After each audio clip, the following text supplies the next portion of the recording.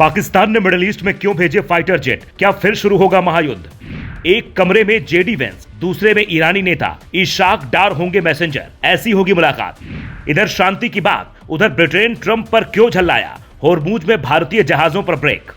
ये तस्वीरें हैं इस्लामाबाद की, जहां सुरक्षा व्यवस्था ऐसी कड़ी कर दी गई कि परिंदा भी पर न मार पाए। 2 दिन की छुट्टी पूरे शहर में घोषित हुई। मुनीर की सेना ने विदेशी नेताओं की सुरक्षा का जिम्मा संभाला हुआ है, क्योंकि शहबाज शरीफ पीस मेकर बनना चाहते हैं। पर इस मामले में 2 बड़ा पेंच फंस गया है।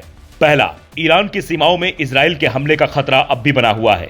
दूसरा, लेबनान में इजराइल अब तक हमले कर रहा है, जो शर्तों का उल्लंघन है, जिसे लेकर पाकिस्तानी अखबार डॉन ने इजराइल के खिलाफ खूब अनाप शनाप लिखा है। उसने ये तक लिख दिया कि नेतन्याहू को इसका जिम्मेदार ठहरा रहा है। उसने लिखा, इजराइल इस बात से बहुत नाराज है कि ईरान को तबाह करने की उसकी और अमेरिका की मिलीजुली कोशिश नाकाम रही है। इजरायली मीडिया में इस बात को लेकर सरकार की खूब आलोचना हो रही है कि वो इस क्रूर युद्ध में अपने लक्ष्य हासिल करने में नाकाम रही। यही वजह है कि पाकिस्तान ने अपने फाइटर जेट ईरानी नेताओं की सुरक्षा के लिए मिडिल ईस्ट में भेज दिए हैं। ऐसी खबरें सामने आई हैं। इस पूरे घेरे को आयरन स्कॉट कहा जा रहा है, ताकि ईरानी डेलीगेशन जो बातचीत के लिए पाकिस्तान पहुंचे, उसकी सुरक्षा में कोई खतरा पैदा ना हो। पर सवाल यह भी उठ रहा है कि अगर इजराइल ने कोई हमला कर दिया तो क्या इजराइल के खिलाफ पाकिस्तान सैन्य कार्रवाई करने की हिम्मत रखता है और अफगानिस्तान के अलावा नए मोर्चे पर जंग लड़ पाएगा? क्योंकि इजराइल के खिलाफ जाने का मतलब होगा अमेरिका से भी उसे लोहा लेना होगा, जो पाकिस्तान के बस की बात नहीं है। इसीलिए जानकार इसे पाकिस्तान की पीस मीटिंग का एक खोखला एजेंडा भी बता रहे हैं, जहां जहाजों को भेजकर वो ये बताना चाहता है कि शांति वार्ता करवाने को तैयार हूं, इसके लिए किसी भी हद तक जा सकता हूं ताकि दुनिया में शांति आए। लेकिन सवाल ये उठ रहा है कि आतंकियों को पालकर दुनिया भर में अशांति फैलाने वाला पाकिस्तान आखिर ऐसा क्यों कर रहा है? क्या उसके ऐसा करने के पीछे कोई बड़ी मंशा छिपी है? पहली मंशा तो अमेरिका को खुश करना ही होगा, लेकिन दूसरी मंशा उसे दुनिया के सामने अपनी छवि बदलनी है।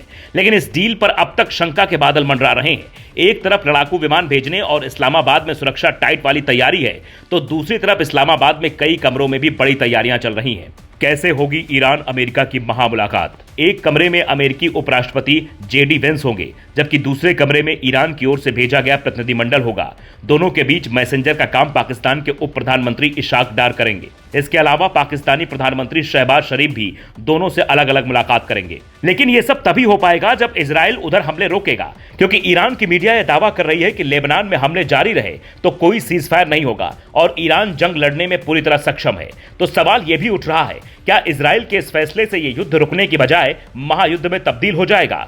और ट्रंप जो ना चाहते हुए भी इस जंग से बाहर निकलना चाहते हैं, उन्हें जबरन इस बार और बड़े हमले करने होंगे, क्योंकि इजराइल अगर जंग में रहा तो फिर अमेरिका उससे पूरी तरह नहीं निकल पाएगा। विदेश मामलों के बड़े बड़े जानकार इस बात की आशंका जता रहे हैं कि पाकिस्तान की मध्यस्थता पूरी तरह सफल नहीं हो पाएगी, क्योंकि इजराइल ने यह भी साफ कर दिया है कि हमें पाकिस्तान पर भरोसा नहीं है।